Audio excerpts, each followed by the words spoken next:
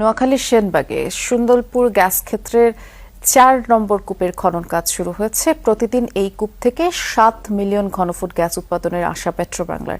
এ বিষয়ে বিস্তারিত জানাবেন সহকর্মী মোতাসিম বিল্লাহ সবুজ। সবুজ, গ্যাস কূপ খনন কার্যক্রম সম্পর্কে একটু বিস্তারিত করে আমাদেরকে জানাবেন।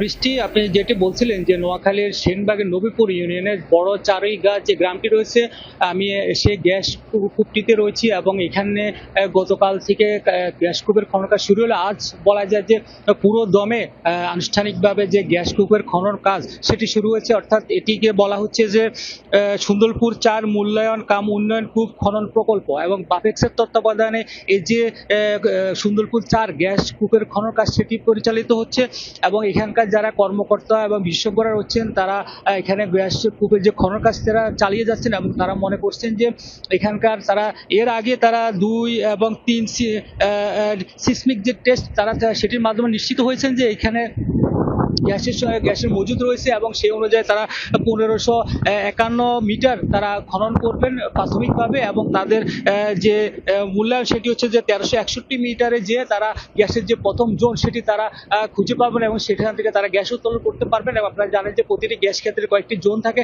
এবং প্রথম জোনে তারা এই কাজটি করবেন ৪৫ দিনে। এবং এর আগে সুন্দরপুর ১, ২ এবং ৩ যেটি কোম্পানিগঞ্জ উপজেলা রয়েছে সেখান থেকে আসলে প্রতিদিন ৮ থেকে ১০ মিলিয়ন ঘনফুট জাতীয় গ্রিডে যোগ হচ্ছে। সেখানকার ১ এবং ৩ নম্বর যে কূপটি রয়েছে সেটিতে ওয়ার্ক ওভারের জন্য আপাতত গ্যাস উত্তোলন বন্ধ রয়েছে এবং ২ নম্বর যে কূপ রয়েছে সেটি থেকে প্রতি ১.৫ মিলিয়ন ঘনফুট গ্যাস উত্তোলন হচ্ছে। এবং আজকে যে এখানে গ্যাস কূপের খনন কাজ চলছে এটিতে আসলে নোয়াখালীর মানুষ বেশ উচ্ছ্বসিত এবং তারা খুশি, কেননা সারা দেশের যে গ্যাস সংকট রয়েছে মনে করছেন যে সেটি কিছুটা লাঘব হবে এবং স্থানীয় যে গ্যাসের চাহিদা সেটিও মিটবে। এবং এখানকার যারা বাফিসের কর্মকর্তারা রয়েছেন আমি সকাল থেকে তাদের সাথে আসলে কথা বলেছি, এই কূপটিতে ছিলাম এবং তারা যেটি বলছেন যে আসলে তারা ৪৫ দিনে তাদের যে খনন কার্যক্রম তারা এটি চালিয়ে যাবেন এবং ১৫ দিনের ডিএসটি টেস্টের পরেই আসলে তারা সুনির্দিষ্টভাবে জানাতে পারবেন যে আসলে এই কূপটিতে ঠিক কি পরিমাণ গ্যাস তারা পাবেন এবং জাতীয় গ্রিডে তারা সরবরাহ করতে পারবেন।